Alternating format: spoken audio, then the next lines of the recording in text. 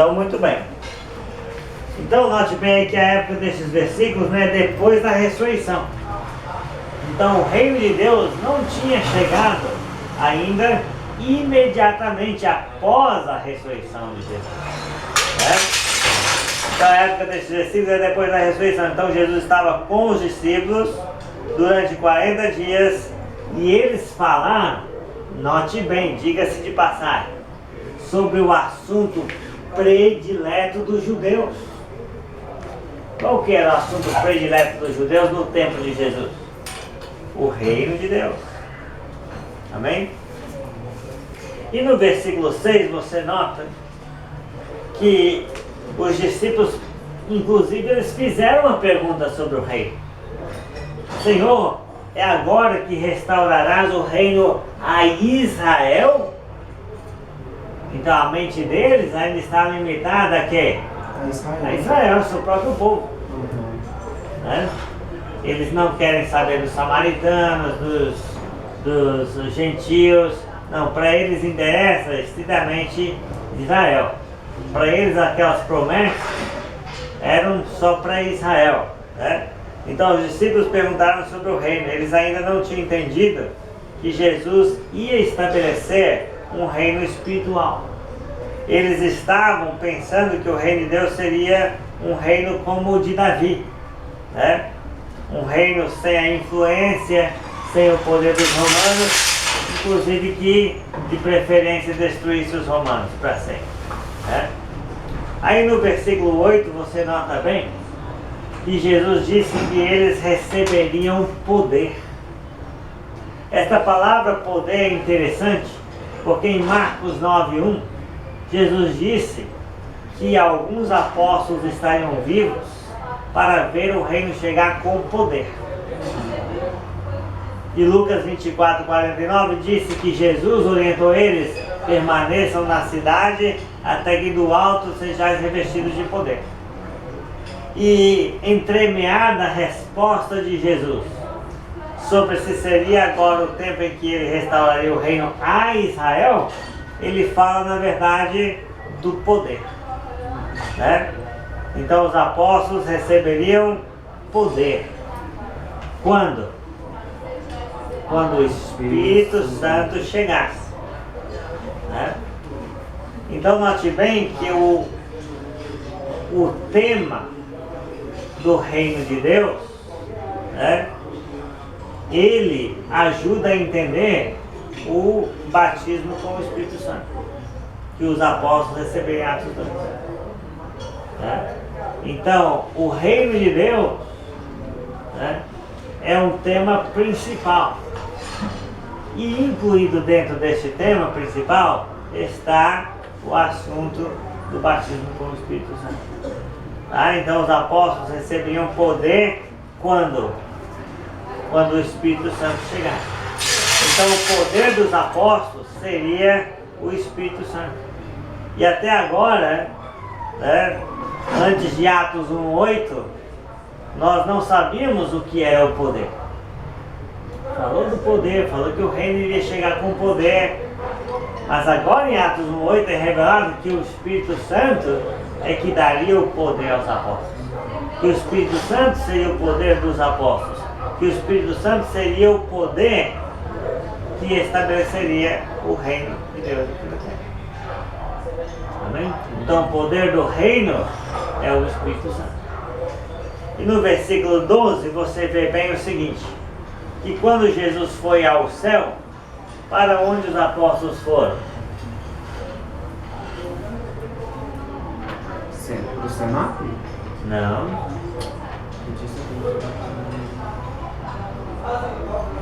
Para Jerusalém. Voltaram para Jerusalém. Voltaram para Jerusalém. Jesus ascendeu em outra localidade. Mas eles tinham que voltar para onde? Para Jerusalém, porque é lá que o poder ia descer no céu, sobre ele. Então, quando Jesus foi ao céu, para onde os apóstolos foram?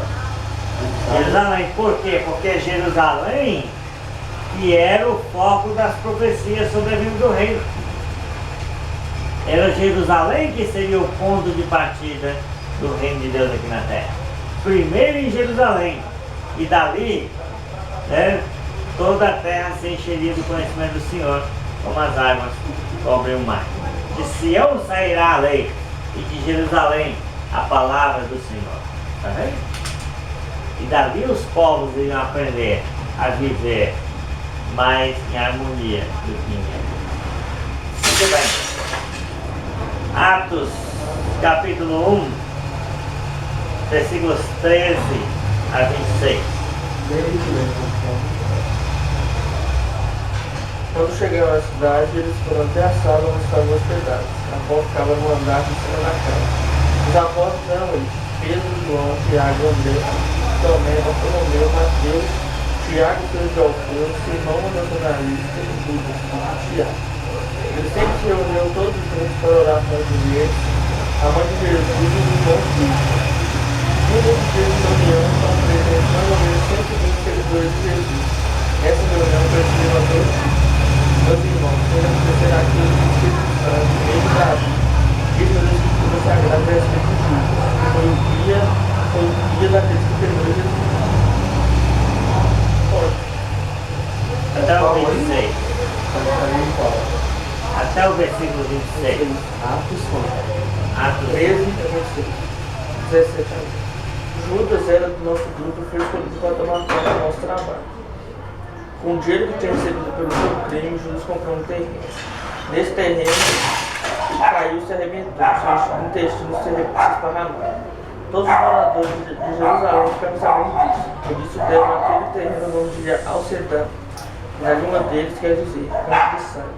E Pedro continuou: isto é o que está escrito no livro dos Salmos, que a casa dele fica abandonada e ninguém mais mora nela. Também disse que outra pessoa faça o trabalho que ele fazia.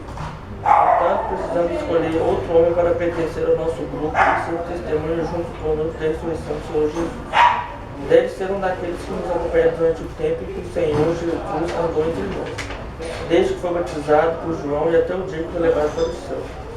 E foram apresentados dois homens, José, chamado Barsabás, que tinha o apelido de Justo, e Matias. Em seguida oraram dizendo: Senhor, tu conheces o coração de todos. Mostra agora qual dos dois escolhiste, para trabalhar conosco como a ponte. Pois Judas abandonou este trabalho e foi para o lugar que ele merecia. Depois fizeram um sorteio para escolher um dos dois. O nome sorteado foi o de Matias, que se juntou ao grupo dos 11 apóstolos. Muito bem. Você lembra aí que nós temos nesta passagem a seleção de um novo apóstolo. Por quê? Porque Matias foi escolhido para ocupar o lugar de Judas. Por quê? Porque Judas morreu.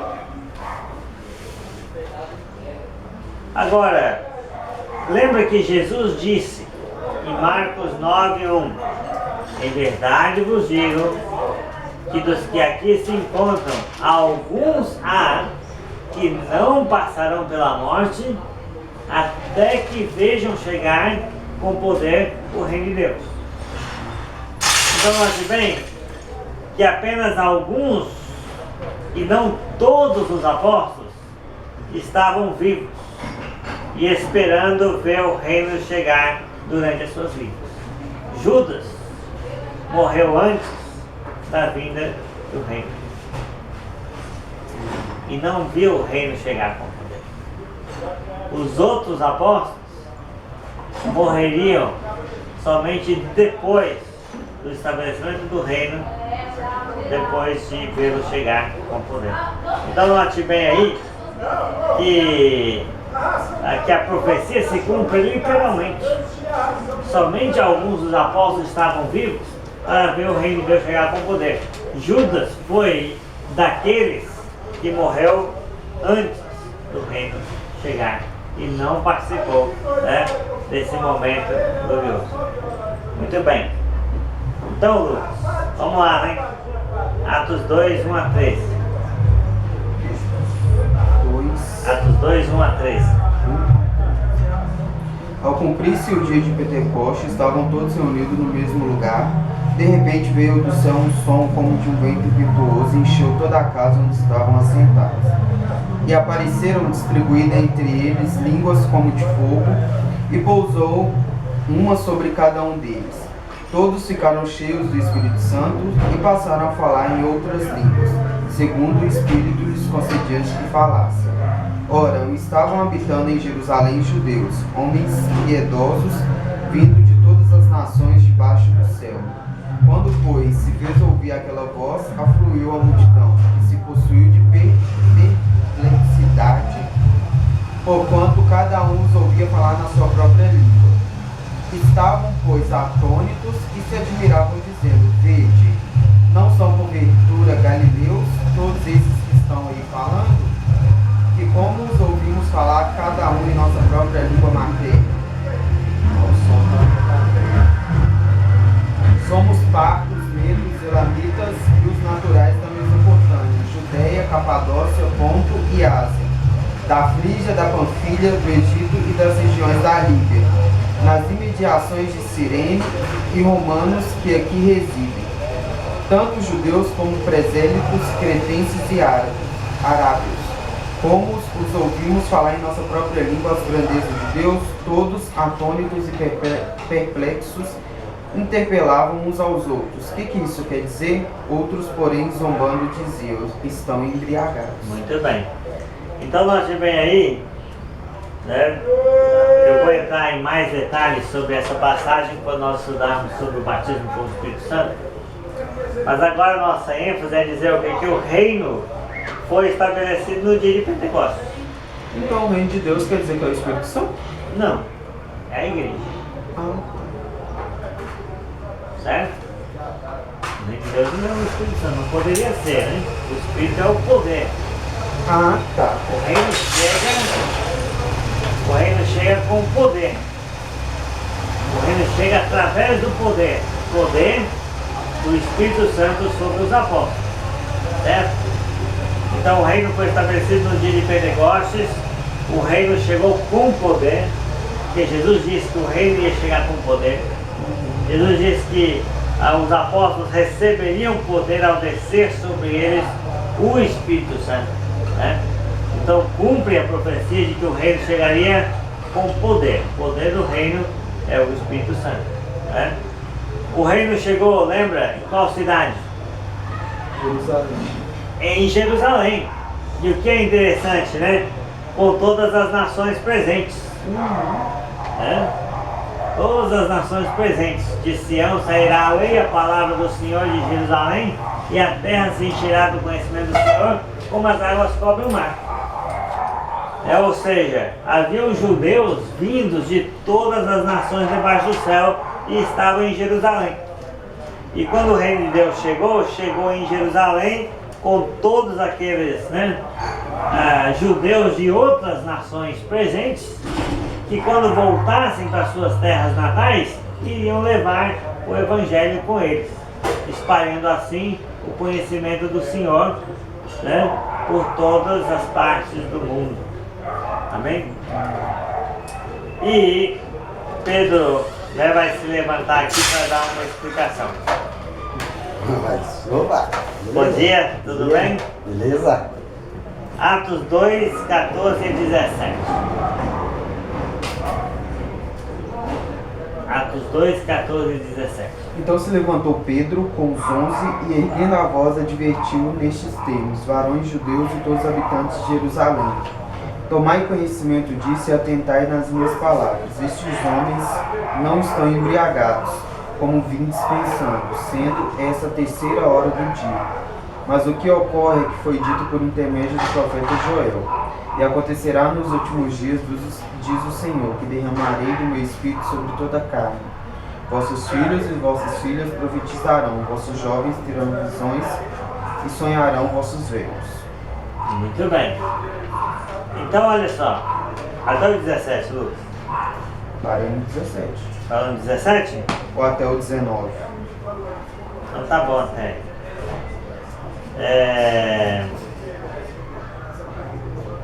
Pode ser até o 19, então pode ser que eu errei no esboço aqui. Até sobre os meus servos e sobre as minhas servas derramarei o meu espírito naqueles dias e profetizarão. Mostrarei prodígios em cima dos céus e sinais embaixo na terra, sangue, fogo e vapor de fumaça. Pode continuar? Pode.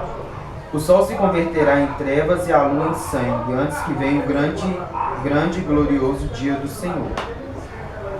Pode continuar? E acontecerá? E acontecerá que todo aquele que me invocar o nome do Senhor será salvo. Muito bem. Então, olha que Pedro se levantou para dar uma explicação, né? Porque existiam pessoas entendendo as línguas, né? Esses são os varões judeus, né? E existiam outros, né? Zombando, dizendo que eles estão embriagados. Então note bem que haviam dois grupos de pessoas, uma grande multidão que entendia o milagre das línguas e perguntavam o significado disso, o que isso quer dizer. E existiam outras pessoas, algumas pessoas, né, que não entenderam, estavam de mais longe, zombando, diziam que estão embriagados. Então Pedro fala para os dois grupos, para o grupo que entende as línguas como um sinal de Deus e para o grupo que, né, não está compreendendo as coisas. Então ele se levanta e dá uma explicação, né? Agora, como é que Pedro começa a sua explicação? É interessante isso, né? Porque Pedro fala nos últimos dias, né? Lembra quando nós lemos Isaías 2?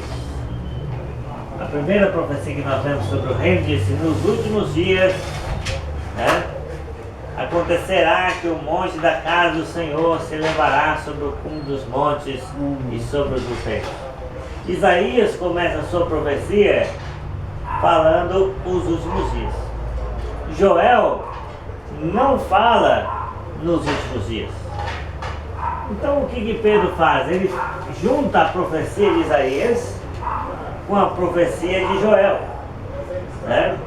E fala que tudo foi Joel que falou. Mas isso era um recurso, né, normal. Você pegava duas profecias que se complementavam e você falava, atribuía tudo a um profeta só. Geralmente o profeta mais famoso ou mais conhecido, ou a parte maior do texto que você iria citar. Então Pedro faz isso, ele fala, né, que ali começou os últimos dias. Ele disse: o que ocorre aqui foi o que foi dito por intermédio do profeta Joel: nos últimos dias, eis que derramarei do meu espírito sobre toda a carne. Então por que ele fala nos últimos dias? Porque na verdade ele está dizendo que o reino de Deus chegou. Então os últimos dias começaram no dia de Pentecostes, quando os apóstolos pregaram pelo poder do Espírito Santo, 3.000 pessoas foram batizadas. Ali começa os últimos dias, que é uma expressão para a era cristã. Então, nós já vivemos nos últimos dias desde, né, o estabelecimento do reino de Deus aqui na terra, desde o surgimento e nascimento da igreja de Cristo. Amém? Então para nós é os últimos dias, porque Deus não tem nenhuma outra promessa, digamos assim, de aliança com a humanidade, né? E Jesus pode voltar a qualquer momento. Então nós vivemos já nos últimos dias, ou como João diria na sua epístola, já é a última hora, né? Então vamos ficar firmes, fiéis, para não perder aquilo que temos alcançado com esforço. Amém? Então Pedro anunciou o começo dos últimos dias. Então nós sabemos que Deus estabeleceu o seu reino nos últimos dias, né? Então Pedro anunciou que o reino chegou naquele momento, e esse foi o cumprimento das profecias de Isaías, Joel, Daniel, Ezequiel e outras profecias sobre o reino. Nós temos que lembrar o quê? Que tudo isso está acontecendo, né, digamos assim, 6 a 5 anos depois que João Batista começou a gritar: o reino de Deus está próximo. E tudo isso está acontecendo 2 ou 3 anos depois que Jesus começou seu ministério dizendo: arrependam-se, porque está próximo o reino dos céus. Então lembra que João e Jesus falaram que o reino estava próximo. E estava mesmo. E a data da vinda do reino foi mais ou menos aí no ano 33 depois de Cristo. Amém? Então, agora uma coisa que você pode notar é que no Novo Testamento é assim. Antes de Atos 2, sempre se fala do reino como estando no futuro. Sim. Depois de Atos 2, só se fala do reino como estando no presente. Nunca mais, depois de Atos 2, se fala do reino como algo que estava próximo. Você nunca vai ouvir mais essa frase depois de Atos 2. Porque o reino não está próximo mais, o reino já era realidade espiritual presente no mundo. Através do Evangelho. Através da mudança de vida que as pessoas tinham, né, quando se confrontavam com Jesus ser o Senhor das suas vidas. Amém? Então é um marco, né? Então antes de Atos 2, né, se fala do reino como estando no futuro. Até a pergunta deles em Atos 2, em Atos 1, versículo 6 será agora que restaurarás o reino a Israel? A ideia é futuro, o reino não estava ainda restaurado, né? Então, mas depois de Atos 2 só se fala no reino como sendo presente, né? E uma palavra que vai substituir a palavra reino é a palavra igreja. Você não vai ouvir toda hora no Novo Testamento, nas cartas, né? Reino, reino, reino. Né? Mas você vai ouvir falar do quê? A igreja, a igreja, a igreja, a igreja. Então, na verdade, o reino e a igreja, né, vão se tornar sinônimos de uma mesma instituição divina, ou um mesmo meio pelo qual Deus opera para a redenção do mundo.